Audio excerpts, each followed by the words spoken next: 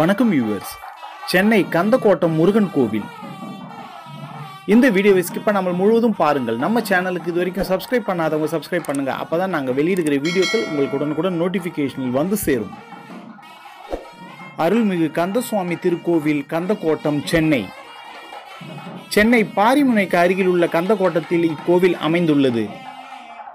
Central railway ஸ்டேஷனில் இருந்து சுமார் 5 நிமிட நடையில் இக்கோவிலை அடையலாம். மேலும் கோட்டை ரயில்வே நிலையம், பூக்கடை பேருந்து நிலையம் மிக அருகில் அமைந்துள்ளது. இக்கோவிலின் தல வரலாறு: செங்கல்பட்டு அருகில் உள்ள திருப்போரூரை அந்நியர்கள் ஆட்சி செய்த போது அங்கிருந்த பல கோவில்கள் சேதப்படுத்தப்பட்டன. பாதுகாப்பு கருதி அவ்வூர் கோவிலில் இருந்த கந்தசுவாமியை பக்தர்கள் புற்றுக்குள் மறைத்து வைத்தனர். பல்லாண்டுகளுக்கு பிறகு கோவிலில் மீண்டும் வழிபாடு துவங்கியது. ஆனால் புற்றுக்குள் வைக்கப்பட்ட முருகன் சிலையை கண்டுபிடிக்க முடியவில்லை. எனவே புதிய சிலையை பிரதிஷ்டை செய்தனர்.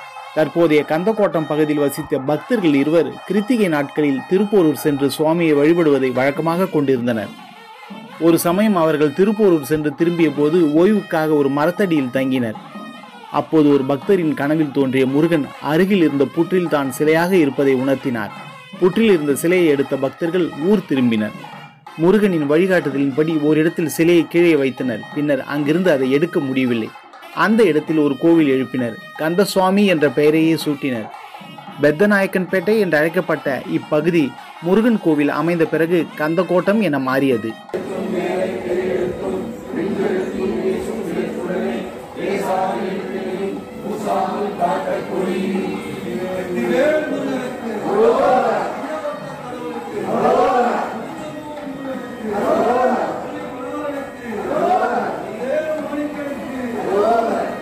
வள்ளலார் என்று அழைக்கப்படும் ராமலிங்க அடிகளார் திருவருட்பாவில் பாடிய தலம் இது.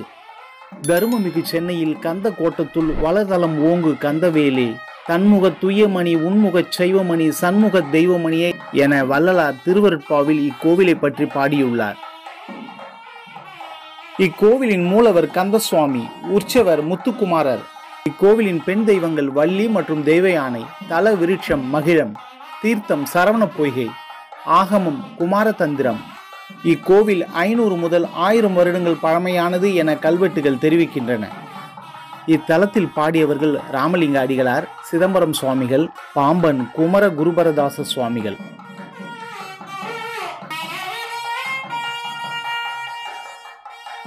இக்கோவிலின் சிறப்பு: இக்கோவிலின் கோபுரம் 5 நிலைகளை கொண்டது.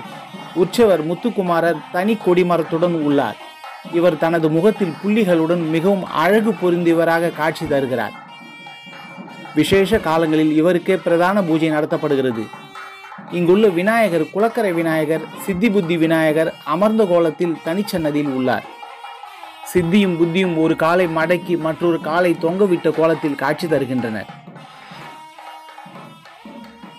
சரவண பொய்கையின் கரையிலும் ஒரு விநாயகர் இருக்கிறார். இவருக்கு வலதுபுறத்தில் லட்சுமி தேவியும் இடதுபுறத்தில் சரஸ்வதி தேவியும் உள்ளனர். கோவிலின் தீர்த்தத்தை நம் மீது தெளித்து கொண்டு ஒரே சமயத்தில் இம்மூவரையும் வணங்கினால் கல்வி சிறக்கும், செல்வம் பெருகும், ஞானம் கிடைக்கும் என்பது மக்களின் நம்பிக்கையாக உள்ளது.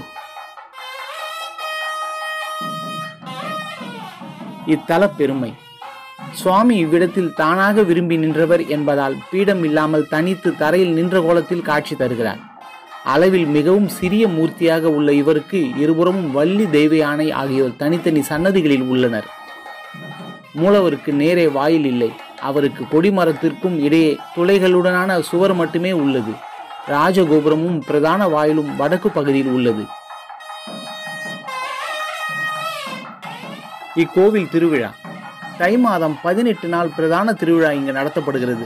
கந்த சஷ்டி, வைகாசி வசந்த உற்சவம், ஆடி கிருத்திகை, பங்குனி உத்திரவும் போன்ற ஏனைய விழாக்கள் ஆகும். இக்கோவிலுக்கு வரும் பக்தர்களுக்கு உள்ள பிணிகள், தோஷங்கள் ஆகியவன இங்குள்ள பசுவிற்கு பழங்கள், கீரைகள் கொடுத்தினால் சரியாகும் என்பது நம்பிக்கையாக உள்ளது. குடும்பத்தில் ஐஸ்வர்யம் பெருகும் என்ற அடிப்படையில் இங்கு கோமாதா பூஜை தினமும் நடத்தப்படுகிறது. தோல் நோய் மற்றும் கட்டிகளால் பாதிக்கப்பட்டவர்கள் சரவண பொய்கை தீர்த்தத்தில் வெள்ளம் கரைக்கின்றனர்.